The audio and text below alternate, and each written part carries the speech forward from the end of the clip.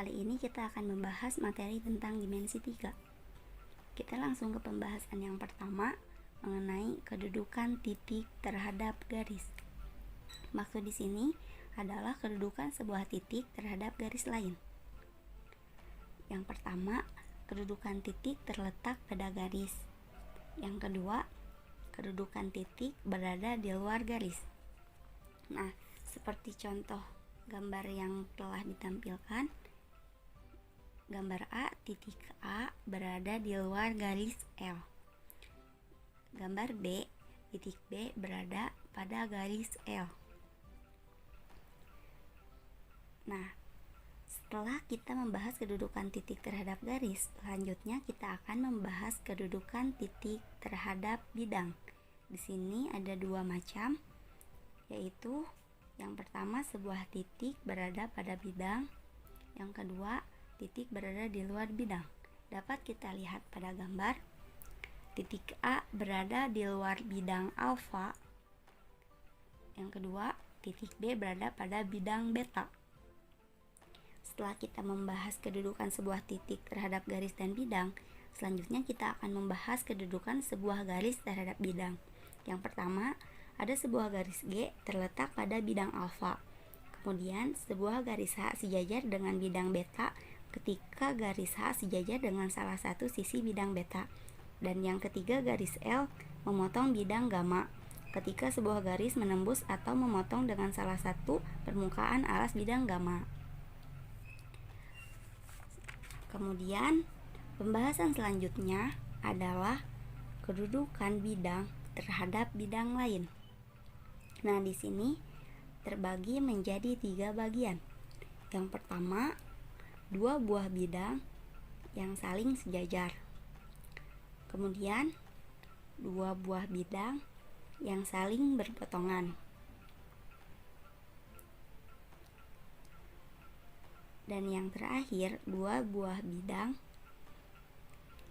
yang saling berhimpit.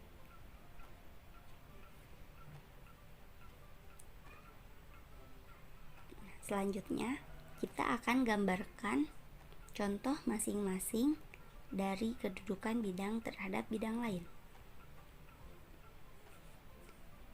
Yang pertama, gambar A, bidang alfa dikatakan berhimpit dengan bidang beta jika semua permukaan alfa dan beta menempel. Yang kedua, 2 buah bidang alfa dan beta dikatakan sejajar ketika semua sisinya saling sejajar. Dan yang ketiga, 2 buah bidang dikatakan saling berpotongan apabila terdapat garis atau sisi pada masing-masing bidang yang berpotongan. Selanjutnya kita akan membahas tentang jarak dalam dimensi 3. Jarak secara umum diartikan sebagai panjang lintasan terpendek atau panjang luas hubung terpendek. Lalu yang pertama ada jarak antara 2 titik. Jarak antara 2 titik A dan B adalah panjang luas garis hubung A, B.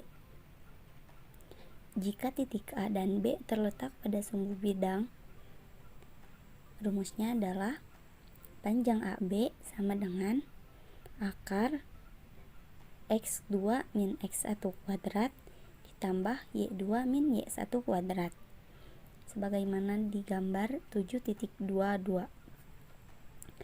Selanjutnya yang B, jika titik A dan B terletak pada ruang, rumusnya adalah panjang AB sama dengan X2 min X1 kuadrat ditambah Y2 min Y1 kuadrat ditambah Z2 min Z1 kuadrat.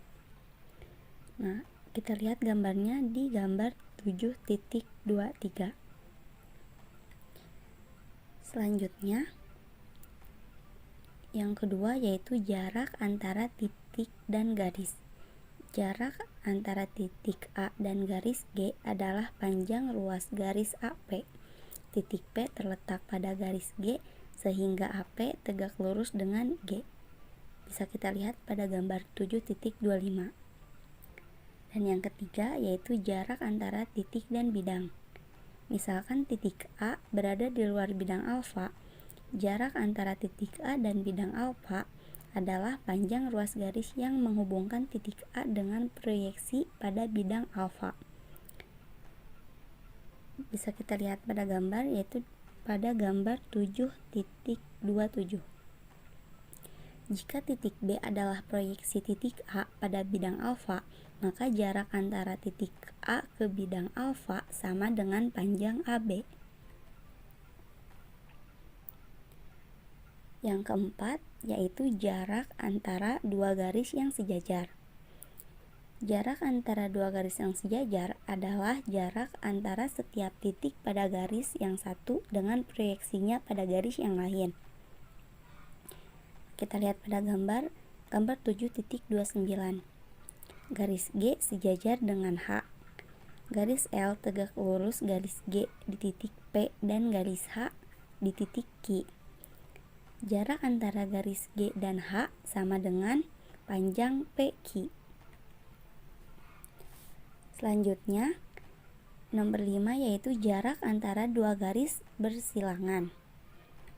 Jika garis G dan garis H bersilangan, maka jarak antara garis G dan garis H sama dengan jarak garis dengan bidang yang sejajar garis G dan membuat garis H, atau jarak garis H dengan bidang sejajar garis H dan memuat garis G.